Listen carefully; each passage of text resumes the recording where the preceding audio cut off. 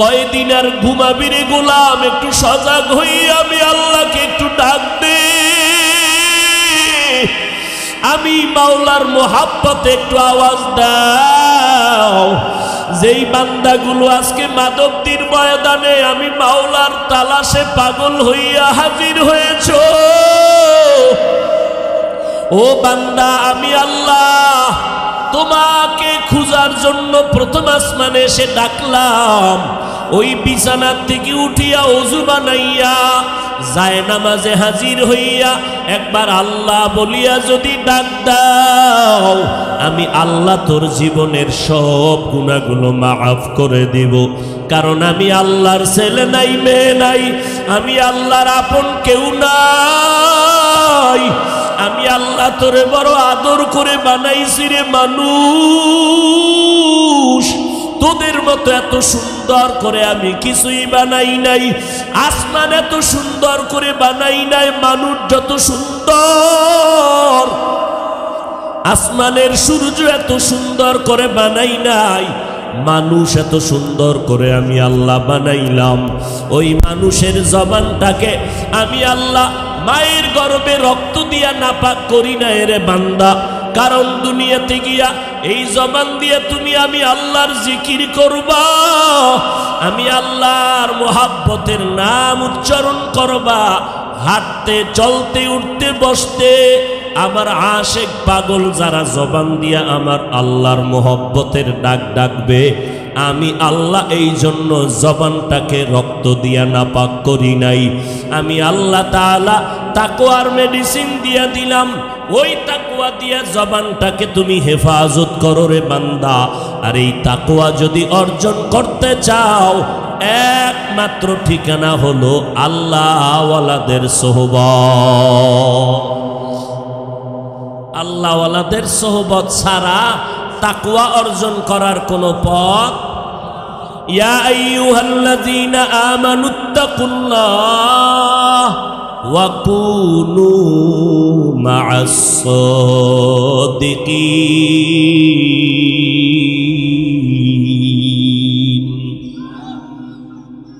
ও নবীর উম্মতেরা, আল্লাহওয়ালাদের সোহবতে যাও। কারণ আল্লাহওয়ালা তো রাতারাতি হয় নাই। জীবনটা আল্লাহর পথে বিলীন করে কত রাত্র ঘুমায় নাই, কত সময় খানা পর্যন্ত খায় নাই। আল্লাহওয়ালাও তোমার আমার মতো চলাফেরা করে, কিন্তু তাদের চলা, তাদের কথা, তাদের চোখের চাহনি আর তোমার আমার চোখের চাহনির ভিতরে অনেক ব্যবধান আছে। তুমিও ঘুমাও, আল্লাহওয়ালারাও ঘুমায়, তবে আল্লাহওয়ালাদের ঘুমে আর তোমার আমার ঘুমে আসমান জমিনের ব্যবধান। আল্লাহওয়ালাদের চোখের নজর আর তোমার আমার চোখের নজর কখনো এক হতে পারে না। এরে নবীর উম্মতির দল, কারণ তাদের চোখের পাওয়ার তাকওয়ার পাওয়ার। এই জন্য নবী হাদিসের মধ্যে বলেন, ইত্তাকু ফিরাসাতাল মুমিন। ও দুনিয়ার উম্মতেরা, আমার আল্লাহর বিশেষ কিছু বান্দা, এদের অন্তরিকতার অন্তর চোখের প্রশস্ত পাওয়ার থেকে তোমরা সাবধান। কারণ আল্লাহওয়ালারা তাকওয়ার দরজা দিয়া যা দেখে বান্দা, তোমার সাধারণ চোখ দিয়া তুমি তা কখনো দেখতে পারবা না। আউলিয়ারা কারে উকবা ইখতিয়ার, জাহেলারা কারে দুনিয়া ইখতিয়ার। মাইলে মোমেন সোয়ে মোমেন মিশাওয়াত, মাইলে কাফের সোয়ে কাফের মিশাওয়াত। সুলতান মাহমুদ গজনবী রহমতুল্লাহ আলাইহি, তিনি একদিন ওই যুগের তার এলাকার বড় একজন আল্লাহর গোলাম ওলিয়ে কামেল আবুল হাসান খেরকানি রহমতুল্লাহ আলাইহি, তার দরবারে এসে সুলতান মাহমুদ গজনবী বলেন, হযরত, আমি এই গজনবীর রাষ্ট্র পরিচালনা করি, আমি আপনার কাছে আসছি, আপনি আমার দেশের একজন বড় বুজুর্গ, আপনার কাছে একটা প্রশ্ন হলো, বাইজিদ বুস্তামি তিনি নাকি একজন বড় আল্লাহওয়ালা ছিল? বলে হ্যাঁ, অনেক বড় আল্লাহওয়ালা। বলে তার ব্যাপারে কি একটু ধারণা আমাকে দিবেন? আবুল হাসান খেরকানি রহমাতুল্লাহ আলাইহি বলেন, ও সুলতান মাহমুদ, বাইজিদ বুস্তামির কথা তোমাকে কি বলবো। আল্লাহ তাকে এত পাওয়ার আর মারেফতের পাওয়ার আল্লাহ তাকে এই পরিমাণ দান করেছেন, তাকওয়ার পাওয়ার আল্লাহ তাকে এত পরিমাণ দিয়েছেন, কোন বেঈমান যদি বাইজিদ বুস্তামির চেহারার দিকে এক নজর দেখতো, সাথে সাথে কালেমা পড়ে ফেলতো। বাইজিদের চেহারার দিকে বেঈমান নজর দিলেই কালেমা পড়ে ফেলতো। এ পাওয়ার কে দিছেন? এটা কি বান্দার কোনো বাহাদুরি? আর এই বাইজিদ এই পাওয়ার কই পাইল? এর পেছনে অবশ্যই কারো না কারো দোয়া লাগবে। আপনারা জানেন বাইজিদের দোয়া করতে গিয়া তার মা কলিজা ভরে দোয়া করেছিলেন। ওই বাইজিদের মায়ের দোয়ার কারণে আল্লাহ জগতের বড় একজন কুতুবুল আলম বানায় দিয়েছে। আপনার আওয়াজ এত সুন্দর, না জানি আপনি মালিক কত সুন্দর, আপনার সাজানো আসমানটা কত সুন্দর, না জানি আপনি আল্লাহ কত সুন্দর। মুসা নবী দেখতে চেয়েছেন, আল্লাহ বলেছেন লান তারানি, আমাকে দেখা যাবে না। আর আমি আমার নবী মুহাম্মদের আমি মোহাব্বত করে দাওয়াত দিয়া আমি আরশে আজিমে নিয়েছি। আমার মনে চেয়েছে আমার বন্ধুর সাথে দূরে রেখে কত কথা বলবো, একটু আমার বাড়িতে আমি দাওয়াত দেই।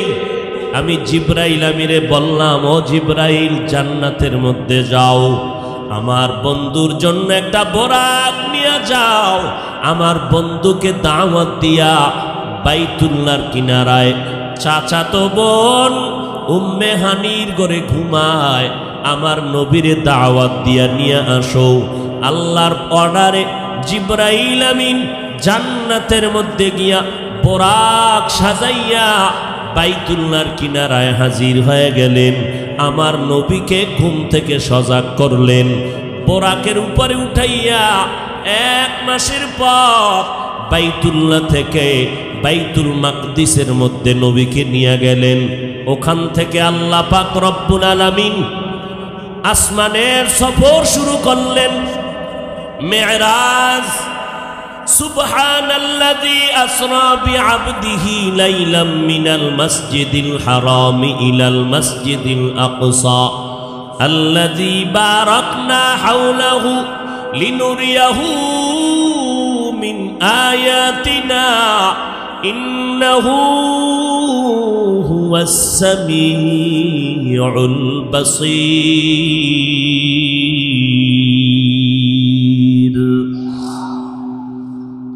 আল্লাহ পাক রব্বুল আলামিন বলেন, আমি এমন পবিত্র সত্তা, অসম্ভবটাকে আমি আল্লাহ রাতের সামান্য সময় সম্ভব করে আমার নবীর বাইতুল্লাহ থেকে ডাকলাম। প্রথম আসমান, এই জমিন থেকে 500 বছরের উপরে দূর প্রথম আসমান। নবী বলেন, আমি 500 বছরের দূরত্বের পথ সেকেন্ডে চলে গেলাম। প্রথম আসমানে গেলাম, গিয়া দেখি আসমানের মধ্যে 2টা দরজা লাগানো আছে। দরজার মধ্যে নূরের তৈরি তালা লাগানো আছে। 2টা করে দরজা, একটা করে নূরের তৈরি, দোনো দরজায় তালা লাগানো। আর ওই তালার চাবি হলো বিসমিল্লাহির রহমানির রহিম। আল্লাহ পাক রব্বুল আলামিন এ বিশাল আসমান, প্রথম আসমানটা আবার 500 বছরের দূরত্বের মতো মোটা। এর উপরে আবার খালি জায়গা 500 বছরের দূরত্ব, এর উপরে দ্বিতীয় আসমান 500 বছরের মোটা, এর উপরে আবার তৃতীয় আসমান, এইভাবে করে 7 আসমান। নবী বলেন এক এক করে আমি 7টা আসমান ভেদ করলাম। এর উপরে আল্লাহ একটা নূরের ঘর বানাইছেন বাইতুল মামুর। 70,000 রহমতের ফেরেশতা ওয়াল টাইম ওই বাইতুল মামুরকে তাওয়াফ করে। একবার যারা সুযোগ পাবে কিয়ামতের আগে আর কখনো সুযোগ মিলবে না। আল্লাহর নবী বলেন ওখান থেকে উপরে সিদরাতুল মুনতাহা, একটা বড় বড়ই গাছ, তেলের ড্রামের মতো বড় বড় একটা বড়ই, আর পাতাগুলো হলো হাতির বড় কানের মতো পাতা। নবী বলেন ওখান থেকে আমি আল্লাহর বাড়িতে রওনা হয়ে গেলাম। অনেক উপরে চলতেছি, আল্লাহ আমাকে নিতেছেন অন্ধকারের স্তর পেরিয়ে, অনেক উপরে উপরে যাইতেছি, অনেক উপরে, যেটাকে লামাকা লাজামা বলা হয়। এগুলো পেরিয়ে হঠাৎ দেখি উপরে একটা পর্যায়ে পানি আর পানি। ওই পানির স্তর পেরিয়ে আরো উপরে চলে গেলাম। উপরে গিয়া দেখি নূরের তৈরি আরশে আজিম, 8 জন ফেরেশতা নূরের তৈরি আরশে আজিম কাঁধের মধ্যে নিয়ে দাঁড়ানো। 8 জন ফেরেশতার কাঁধে নূরের তৈরি আরশে আজিম, আর এদের পা হলো জমিনের নিচে। আমি রসুল আরশে আজিমের ভেতরে গেলাম। এর উপরে আবার আল্লাহর কুরসি, ওই কুরসিটাও আল্লাহ পাক 8 জন ফেরেশতার কাঁধে রেখেছেন, আর তাদের পা হলো জমিনের নিচে। কুরসিটা কত বড় আল্লাহ বলেন ওয়াসিআ কুরসিয়্যুহুস সামাওয়াতি ওয়াল আরদ। কুরসি এত বড়, আসমান জমিন কুরসিটা গ্রাস করে নিচে। রব্বুল আলামিনের আসন হলো সেই কুরসি। আল্লাহ পাক আমার মায়ার নবী, আপনার মায়ার নবী রহমাতুল লিল আলামিনকে সেখানে হাজির করলেন। রব্বুল আলামিন সামান্য সময় আমার নবীকে ওখানে বসাইলেন, আল্লাহর কাছে ডাকলেন। যদিও মনে হয় সামান্য, জানা নাই আল্লাহ কত শত বছর কাটায় দিলেন। আল্লাহর নবী বলেন এই যে বিশাল সফর করে মেরাজ করে আসলাম, কত সময় লাগছে জানি না, তবে আমি বাইতুল্লাহর কিনারায় ঝমঝম কূপের পানি দিয়া ওযু বানাইয়া যে রওনা হয়ে গেছিলাম, আমি মেরাজ করিয়া আল্লাহর থেকে কথা শেষ করিয়া বাইতুল্লাহ এসে দেখলাম ওযুর পানি এখনো গড়াইয়া পড়তেছে। কাদের কুদরত দারি বার কামাল, আন্তা রব্বি আন্তা হাসবি জুল জালাল, তুহি কাদের জলিলুল্লাহ জাহাদার, বাহর হালে তুহি মেরা নেগাহদার। আল্লাহ পাক রব্বুল আলামিন সাহাবায়ে কেরামের মধ্যে 2 দল হয়ে গেল। কেউ বলেন আল্লাহর নবী যে আল্লাহর বাড়ি গেলেন, আল্লাহকে ডাইরেক্ট দেখিয়া নবী কথা বলে এরপরে আসছেন। কেউ বলেন না, রব্বুল আলামিন পর্দার আড়াল থেকে আমার নবীর সাথে কথা বলেছেন। আমার মায়ার নবী আল্লাহকে দেখলেন। আল্লাহ কেমন? বলে এটা বুঝার জিনিস, বুঝানোর জিনিস না। আল্লাহ একজন আছে, আওয়াজ নাই, কোনো লাহান নাই। আল্লাহ আছে কথা সত্য। আমরা সব সময় আম দুধ কলা দিয়া খানা খাই, একজনে ইলিশ মাছ দিয়া খানা খাইয়া সারাটা দিন বলে এত মজা, এত মজা, এত মজা। একজনে বলে ভাই তুমি বারবার মজা মজা জিকির করো, বলো মজা জিনিসটা লাল না কালো, তার কালার কি? বলে মজা এটা অনুভব করার জিনিস, বুঝাবার কোনো জিনিস না। আমার আল্লাহকে আমার নবী দেখেছেন, আমার আল্লাহ কেমন এটা অনুভব করার জিনিস, বুঝানোর কোনো ভাষা নাই।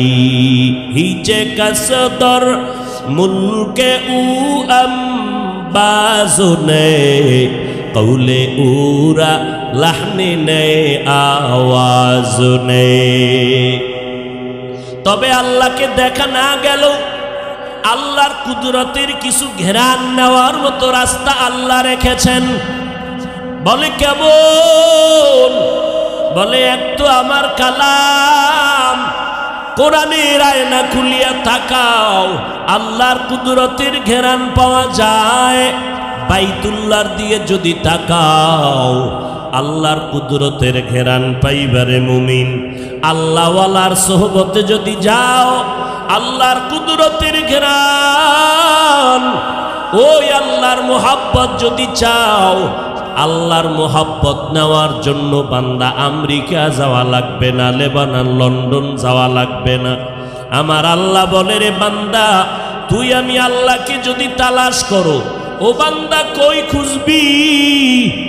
আল্লাহওয়ালারা বলেন, মান আরাফা নফসাহু ফাকাদ আরাফা রাব্বাহ। যেই বান্দা নিজেকে চিনে, সেই বান্দা আমার আল্লাহকেও চিনে ফেলে। আমরা আল্লাহকে চিনি না কেন? নিজেকে চিনি না, এজন্য আল্লাহকেও চিনি। আমরা নিজেকে চিনি বড় টাকাওয়ালা, আমরা নিজেকে চিনি বড় মাওলানা, আমরা নিজেকে চিনি বড় কোটিপতি, বাড়ি গাড়ির মালিক। কিন্তু না, আমাকে চিনো। বান্দা যে নিজেকে চিনবে, সে আল্লাহকে চিনবে। নিজেকে চিনেছেন সাহাবায়ে কেরাম, আম্বিয়ায়ে কেরাম, আল্লাহ পাকের খাস আশিকরা নিজেকে চিনেছেন তো আল্লাহকে চিনেছেন। নিজেকে চিনতে গিয়া এতটুকু পর্যায়ে পৌঁছে গেছেন, কি বলেছেন? বলে আমার বাড়ি, আমার টাকা, আমার পয়সা, আমার আমার আমার আমার। আসলে চিন্তা করে দেখলাম আমার তো কিছুই নাই। আমি তো একটা নাপাক পানির থেকে জন্ম, আবার আমি মাটির সাথে বিলীন হয়ে যাব। সব আমার ধ্বংস হয়ে যাবে, বাকি থাকবেন একমাত্র আমার আল্লাহ। আল্লাহ থাকবেন আমার, বাকি আর কেউ না। অতএব আমি বলার অধিকার আমার আল্লাহ। আমি নিজেকে আমি বলতে পারি না, কারণ এই যে আমার বাড়ি, এ বাড়ি তো আমার না। আমি মরে গেলে এর মালিক হবে সন্তানেরা। টাকা পয়সা আমার সঙ্গে যাবে না, তো এগুলো আমার বলে কি লাভ? আমার তো কিছুই না। এজন্য আল্লাহ বলেন, ওয়াফি আনফুসিকুম আফালা তুবসিরুন। ও বান্দা, নিজের দিকে ভালো করে গবেষণা করো, আমি আল্লাহর পরিচয় পেয়ে যাইবা। এরে নবীর উম্মতের দল, এত সুন্দর করে তোমাকে আমাকে আল্লাহ বানাইছেন। এক ফোঁটা নাপাক পানির থেকে মায়ের গর্ভে আল্লাহ রেখে কেমন সুন্দর করে বানাইলেন। এত বিশাল আসমান জমিন আল্লাহ বানাইলেন 6 দিন লাগাইয়া। কয়দিন? ফি সিত্তাতি আইয়াম। 6 দিনে আসমান জমিন বানিয়েছেন। কিন্তু তোমার মতো এক হাতের বান্দাটাকে বানাইতে মায়ের গর্ভে আল্লাহ সময় নিছেন প্রায় 10 মাসের মতো। কেন? আল্লাহ আমাকে তোমাকে বেশি মহব্বত করেন, ভালোবাসেন। এই জন্য আল্লাহ পাক নাপাক পানির থেকে তোমাকে আমাকে সুন্দর করে মায়ের গর্ভে বানাইলেন। বানানোর পর আল্লাহ দুনিয়াতে পাঠাবার আগে সুন্দর খানার আয়োজন করলেন। দুনিয়াতে গিয়ে তুমি কোনো খানা খেতে পারবা না, আমি আল্লাহ তোমার জন্য সুন্দর খানার আয়োজন করলাম। এরে নবীর উম্মতের দল, আল্লাহ পাক রব্বুল আলামিন বলেন, আমি আল্লাহর পরিচয় যদি পেতে চাও নিজের নিয়ে গবেষণা করলেই তুমি আমি আল্লাহর পরিচয় পেয়ে যাইবা। এরে নবীর উম্মত, আমার আল্লাহ পাক বলেন, আমার অনুসরণ যদি করতে চাও আমাকে পাইবা না, এটা আমিও জানি, দেখার কায়দা নাই। তবে আমার একজন বন্ধু আমি জমিনের মধ্যে রেখে দিলাম, তিনি হলেন আমার পয়গম্বরে আরবী। তোমরা তার অনুসরণ যদি করো আমি আল্লাহর অনুসরণ হয়ে যাবে। তাহলে সহজ কথা, এই জমিনে আল্লাহকে কে মানে কে মানে না তার জবাব, যে নবী মানে সে আল্লাহ মানে, যে নবী মানে না সে আল্লাহকেও। সাহাবায়ে কেরাম আমার নবীকে দেখে দেখে আমল শুরু করলেন, কিন্তু বর্তমানে আমাদের কপাল বড় খারাপ। আমরা তো নবীকেও পেলাম না, আল্লাহকেও তো দেখার কায়দা নাই। তো আমরা নবীর অনুসরণ কেমনে করি? নবী বলেন, উম্মতের দল, একদল বন্ধু জমিনের মধ্যে আমি নবী রেখে গেলাম, তোমরা তাদের অনুসরণ যদি করো আমি নবীর অনুসরণ হয়ে যাবে। ওই বন্ধু দলের নাম হলো আল উলামা ওয়ারাসাতুল আম্বিয়া। উলামায়ে আহলে হক হলো নবীদের ওয়ারিস। উলামায়ে আহলে হকের অনুসরণ করো তো নবীর অনুসরণ হবে, আর নবীর অনুসরণ হলে আল্লাহর অনুসরণ হয়ে যাবে। আল্লাহর অনুসরণ যারা করবে বিনা হিসাবে জান্নাত। তাহলে আল্লাহকে কে মানে? যে নবী মানে। নবীকে কে মানে? যে আহলে হক উলামায়ে কেরামদের মানে। আহলে হক উলামায়ে কেরামদের যারা মানে না, প্রমাণ তারা নবী মানে না। যারা নবী মানে না তারা আল্লাহকেও মানে না। এই আহলে হক উলামাদের একটা জামাতের নাম হলো আহলে সুন্নাত ওয়াল জামাআত। এই আহলে হক উলামাদের মিশন দেওবন্দি মিশন, তাবলীগের মিশন, খাঁটি আল্লাহওয়ালাদের মিশন হলো আহলে হক উলামাদের মিশন। বুঝলাম কেমনে? এই তাবলীগের কারণে, দেওবন্দীদের কারণে, কওমির কারণে, পীর মাশায়েখ আল্লাহওয়ালা চরমনাই, উজানি, বাহাদুরপুর, নানুপুর এদের মিশনের কারণে একজন আর দুজন না, লক্ষ লক্ষ লক্ষ লক্ষ মানুষ আজকে দিনদার হয়েছে। কথা ঠিক নেই নাকি? গাঞ্জাখোর হয়েছে। বলেন যে আমাদের এলাকায় চরমনাইয়ের কারণে, উজানির কারণে, তাবলীগের কারণে 13 জন মানুষ গাঞ্জা খায়, হইছে এরকম? আমাদের মতো হুজুর না, বরং RAB, army, police, BDR, general লাইনের শিক্ষিত 5 ওয়াক্ত নামাজি দাড়িওয়ালা হয়েছে কি হয় নাই? তাহলে তাবলীগের কারণে, দেওবন্দি কওমির কারণে, চরমনাইয়ের কারণে মানুষ ভালো হইল না খারাপ?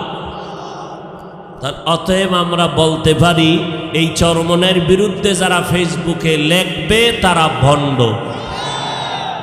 যারা তাবলীগের বিরুদ্ধে ফেসবুকে লেখে উম্মতকে বিভ্রান্ত করে তারা ভণ্ড। যারা কওমি, দেওবন্দি, হাটহাজারীর বিরুদ্ধে ফেসবুকে লেখে উম্মতের বিভ্রান্ত করে এরা ভণ্ড। এদেরকে যারা ভণ্ড স্বীকার করবে না তারাও ভণ্ড। একমত তো সবাই?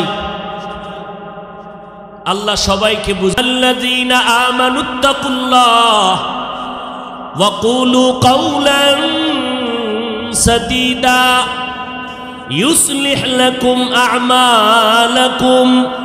ও মুমিন, আল্লাহর অনুসরণ করো নবীর মাধ্যমে, নবীর অনুসরণ করো আহলে হক উলামায়ে কেরামের মাধ্যমে। অনুসরণ কি করবা? 1 নাম্বার তুমি আল্লাহকে ভয় করো, 2 নাম্বার জবানটাকে তুমি হেফাজত করো। আল্লাহ পাক জবানকে হেফাজতের কথা কেন বললেন? কারণ কি? বলে শরীরের মধ্যে জবান একটা মারাত্মক অস্ত্র, এটাকে কন্ট্রোল করা বড় কঠিন। হাত ঝামেলা করে, বেঁধে কন্ট্রোল করো, পা ঝামেলা করে, বেঁধে পা রাখা যায়, কান আটকায় রাখা যায়, চোখ বন্ধ করে রাখা যায়। জিহ্বায় যদি ঝামেলা করে এটারে তো পান দিয়াও রাখা যায় না, কষ্টে লাগানো যায় না। বলে জবানটাকে কেমনে তুমি কন্ট্রোল করবা? আল্লাহ বলেন আমার তো একটা মেডিসিন আছে, ওই মেডিসিন ছাড়া জবান কন্ট্রোল করা যাবে না। ওই মেডিসিনের নাম হলো তাকওয়া। हर के दारत खौफे हक दर दिल मदागम जन्नतुल मअवा देहत उरा मकाम। কি ঘুমে ধরছেনি আপনাদের? মোনাজাত দিয়ে যাবেন না ইনশাআল্লাহ? আল্লাহ সবাইকে কবুল করে। আর মানুষ কি এখন ঘুমায়নি? মানুষ কি ঘুমায় না? গজবের মোবাইল মানুষের নেয়ামতের ঘুম জবাই করে দিয়েছে। সারা রাত ফেসবুক শরীফ নিয়ে ঘোরাফেরা করে আমার যুবকেরা। কখন রাত্র 2টা 3টা বাজলো খবর নাই, অথচ ওই টাইম হলো তাহাজ্জুদের টাইম। কথা ঠিক না? অতি গভীর হয় রজনী যখন, নীরবে প্রভুর নাম জপিও তখন। প্রভুর করুণা যদি পাইবারে চাও, গভীর রাতে উঠে প্রভুর গুণগান গাও। গভীর রাতে উঠে প্রভুর গুণগান গাও। এরে নবীর উম্মতের দান ভালো করে বুঝো। আল্লাহ তাআলা বলেন আমি ফজরের সময় জমিনের মধ্যে আসি, আমি জোহরের সময় আসি বলেন নাই। আল্লাহ তাআলা বলেন আমি আসরেও না, মাগরিবেও না, এশায়ও না, এমন একটা টাইম যেই টাইমে আমি আল্লাহ প্রথম আসমানে হাজির হয়ে যাই। ওই টাইম বড় নীরব, রাতের তৃতীয় অংশ, গভীর রজনী, সবাই ঘুমিয়ে গেল। আসমানের ফেরেশতারা, এ জমিন ঠান্ডা নীরব, নদীর মাছগুলো ঘুমায়, গাছের পাখিগুলো ঘুমায়, জঙ্গলের প্রাণী ঘুমায়, ঘরের সব ঘুমিয়ে আছে। ওই সময় আমি প্রথম আসমানে হাজির, আমার মোহাব্বতের বান্দাগুলোকে ডাকি, ও কয়দিন আর ঘুমাবি রে গোলাম, একটু সজাগ হই, আমি আল্লাহকে একটু ডাক দে। আমি মাওলার মোহাব্বতে একটু আওয়াজ দাও।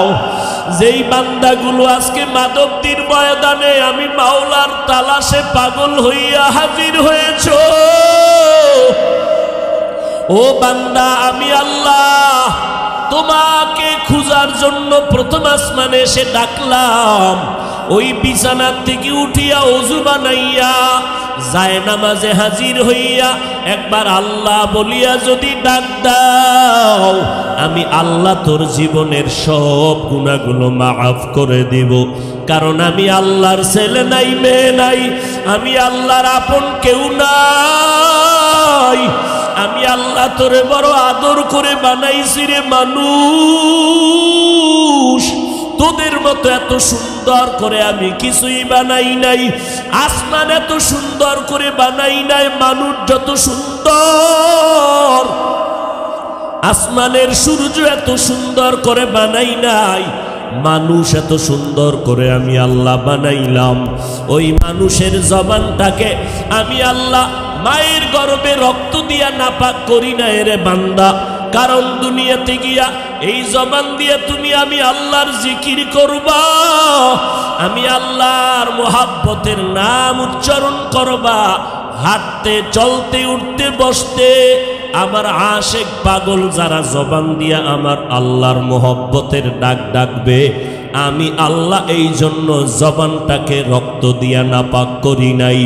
আমি আল্লাহ তাআলা তাকওয়ার মেডিসিন দিয়া দিলাম, ওই তাকওয়া দিয়া জবানটাকে তুমি হেফাজত করো রে বান্দা। আর এই তাকওয়া যদি অর্জন করতে চাও, একমাত্র ঠিকানা হলো আল্লাহ ওয়ালাদের সোহবত। আল্লাহওয়ালাদের সোহবত ছাড়া তাকওয়া অর্জন করার কোনো পথ। ইয়া আইয়ুহাল্লাযীনা আমানুত্তাকুল্লাহ ওয়া কুনু মা'আস সাদিকিন।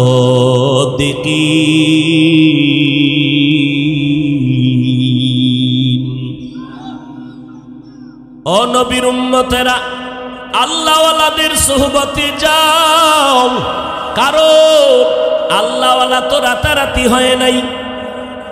জীবনটা আল্লাহর পথে বিলীন করে কত রাত্র ঘুমায় নাই, কত সময় খানা পর্যন্ত খায় নাই। আল্লাহওয়ালাও তোমার আমার মতো চলাফেরা করে, কিন্তু তাদের চলা, তাদের কথা, তাদের চোখের চাহনি আর তোমার আমার চোখের চাহনির ভিতরে অনেক ব্যবধান আছে। তুমিও ঘুমাও, আল্লাহওয়ালারাও ঘুমায়, তবে আল্লাহওয়ালাদের ঘুমে আর তোমার আমার ঘুমে আসমান জমিনের ব্যবধান। আল্লাহওয়ালাদের চোখের নজর আর তোমার আমার চোখের নজর কখনো এক হতে পারে না। এরে নবীর উম্মতির দল, কারণ তাদের চোখের পাওয়ার তাকওয়ার পাওয়ার।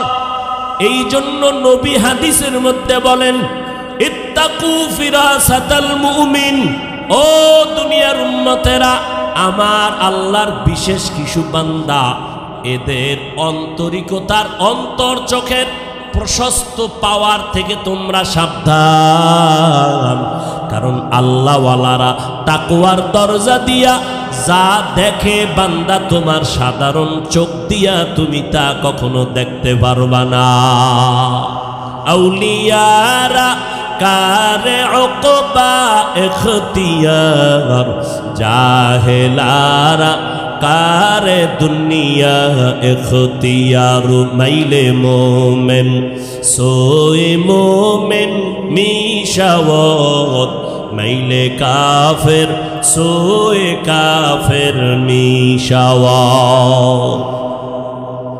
সুলতান মাহমুদ গজনবী রহমতুল্লাহ আলাইহি, তিনি একদিন ওই যুগের তার এলাকার বড় একজন আল্লাহর গোলাম ওলিয়ে কামেল আবুল হাসান খেরকানি রহমতুল্লাহ আলাইহি, তার দরবারে এসে সুলতান মাহমুদ গজনবী বলেন, হযরত, আমি এই গজনবীর রাষ্ট্র পরিচালনা করি, আমি আপনার কাছে আসছি। আপনি আমার দেশের একজন বড় বুজুর্গ, আপনার কাছে একটা প্রশ্ন হলো, বাইজিদ বুস্তামি তিনি নাকি একজন বড় আল্লাহওয়ালা ছিল? বলে হ্যাঁ, অনেক বড় আল্লাহওয়ালা। বলে তার ব্যাপারে কি একটু ধারণা আমাকে দিবেন? আবুল হাসান খেরকানি রহমতুল্লাহ আলাইহি বলেন, ও সুলতান মাহমুদ, বাইজিদ বুস্তামির কথা তোমাকে কি বলবো। আল্লাহ তাকে এত পাওয়ার আর মারেফতের পাওয়ার আল্লাহ তাকে এই পরিমাণ দান করেছেন, তাকওয়ার পাওয়ার আল্লাহ তাকে এত পরিমাণ দিয়েছেন, কোন বেঈমান যদি বাইজিদ বুস্তামির চেহারার দিকে এক নজর দেখতো, সাথে সাথে কালেমা পড়ে ফেলতো। বাইজিদের চেহারার দিকে বেঈমান নজর দিলেই কালেমা পড়ে ফেলতো। এ পাওয়ার কে দিছেন? এটা কি বান্দার কোনো বাহাদুরি? আর এই বাইজিদ এই পাওয়ার কই পাইল? এর পেছনে অবশ্যই কারো না কারো দোয়া লাগবে। আপনারা জানেন, বাইজিদের দোয়া করতে গিয়া তার মা কলিজা ভরে দোয়া করেছিলেন। ওই বাইজিদের মায়ের দোয়ার কারণে আল্লাহ জগতের বড় একজন কুতুবুল আলম বানায় দিয়েছে। একটি গেলাস পানির ফলে বাইজিদের কোলে তুলে, হাত তুলে মা বলে বাইজিদকে ওলি বানাও, হাত তুলে মা বলে বাইজিদকে ওলি বানাও। মায়ের দোয়া লও হে মুমিন মায়ের দোয়া লও মায়ের দোয়া লও হে মুমিন মায়ের দোয়া লও বিপদে পড়বে না তুমি যখন যেথায় যাও মায়ের দোয়া লও হে মুমিন মায়ের দোয়া লও যার কারণে বাইজিদেরই নাম ছড়িয়েছে বিশ্বভুবন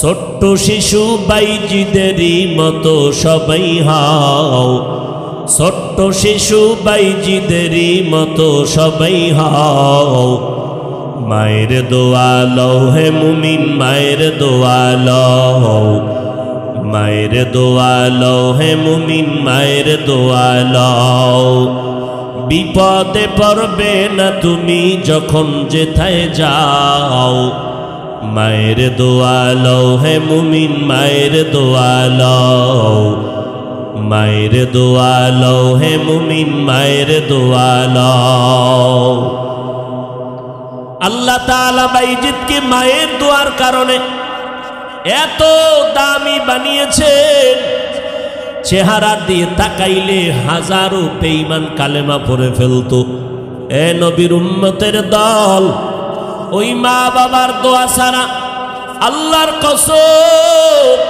এই চেয়ারের মধ্যে বসে কথা বলার পাওয়ার হতো না যদি মা বাবার চোখের পানি আর দোয়া না থাকতো ও ভাই তুমি আজ টাকা বা পয়সা বাড়ি গাড়ির মালিক মনে করেছো তোমার শক্তি না না মা বাবার চোখের পানি আর দোয়া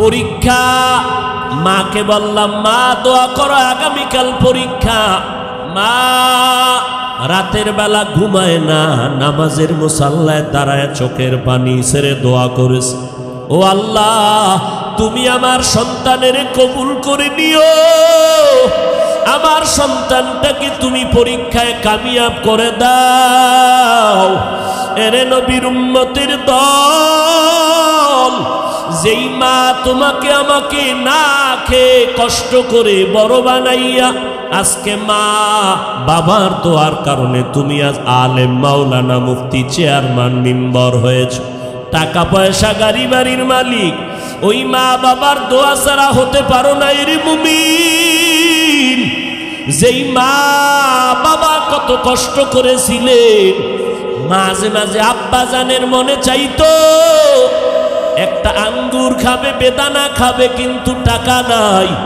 আজকে তুমি সন্তান তোমার ঘরে ফলের অভাব নাই কিন্তু যেই মা বাবা আশা করেছিল তারা আজ দুনিয়াতে বেঁচে নাই কে খাবে তোমার ওই ফল কে খাবে তোমার ফ্রিজের মাছ ওই মা বাবার দোয়া ছাড়া সামনে আগানোর কোনো পথ নাই ওরে নবীর উম্মতের দল আল্লাহ পাক রব্বুল আলামিন বলেন বান্দা বাহাদুরি করিস না কয়দিন আর দুনিয়াতে বাহাদুরি করবি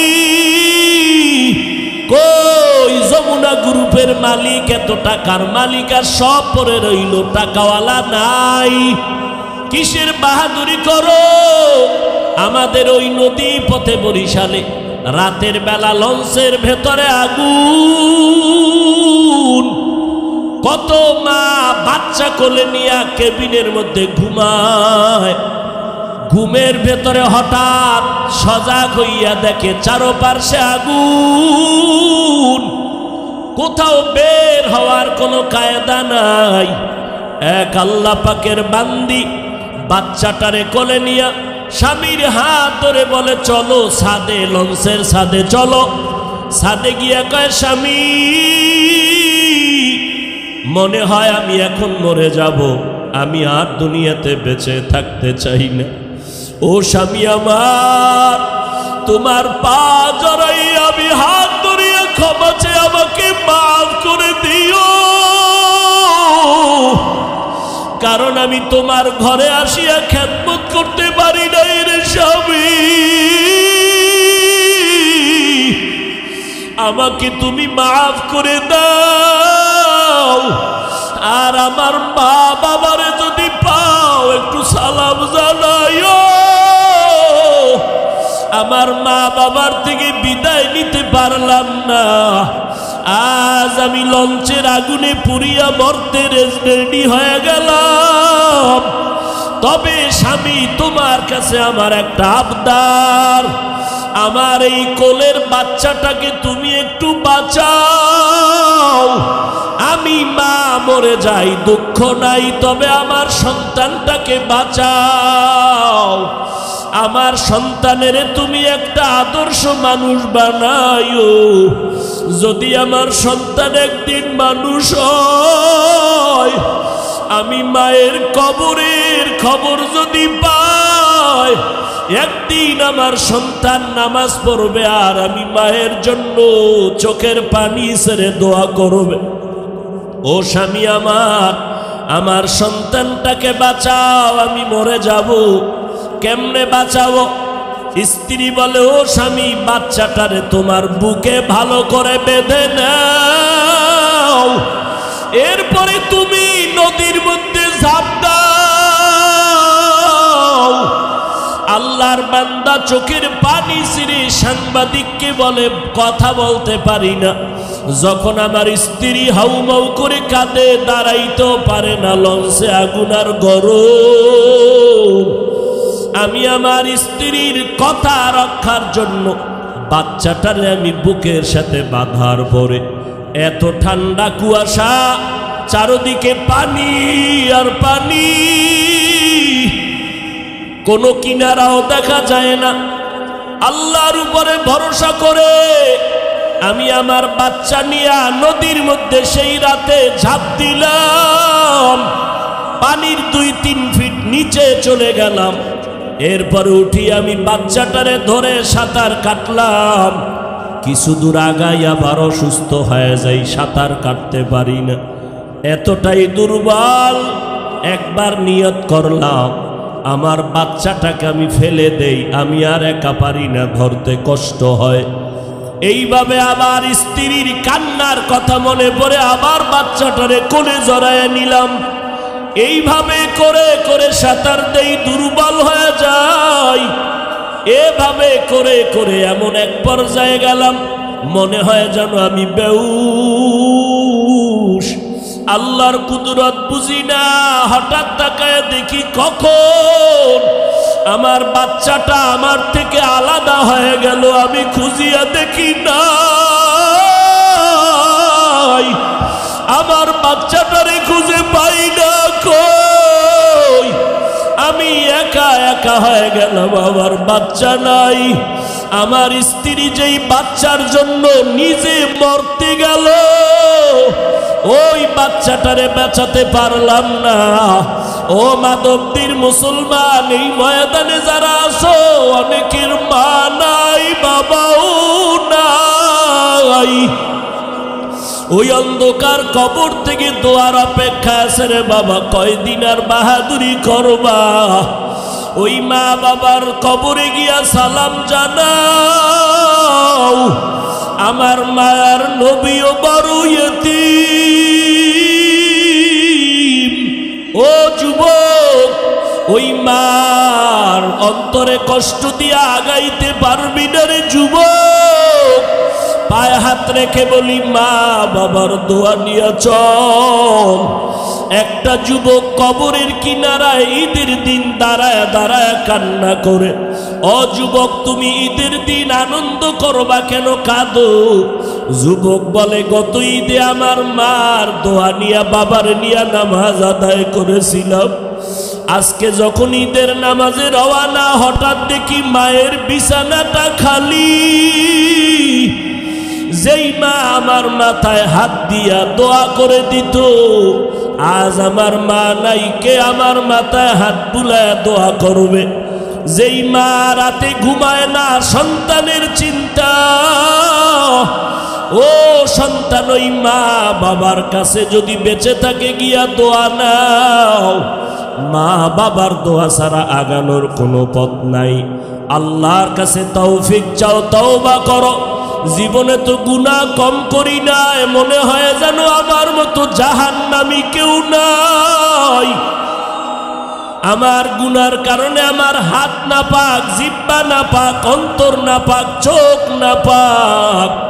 এই গুনাহ নিয়ে যদি কবরে যাই, ওই কবরে গেলে দুই পার্শ্বের মাটির চাপ, ওই কবরে জাহান্নামের আগুন। আল্লাহর নবী বলেন, ওই কবরে যদি তিনটা প্রশ্নের জবাব দিতে না পারো, জাহান্নামের আগুন কবর ভরে যাবে। আল্লাহ পাক গাইবি আওয়াজ দিয়া বলবেন, রে কবরের মাটি, এই গুনাহগার নাফরমানকে জোরে জোরে চাপ দাও। এমন জোরে চাপ দিবে পাঁজরের হাড় চুরমার হয়ে যাবে।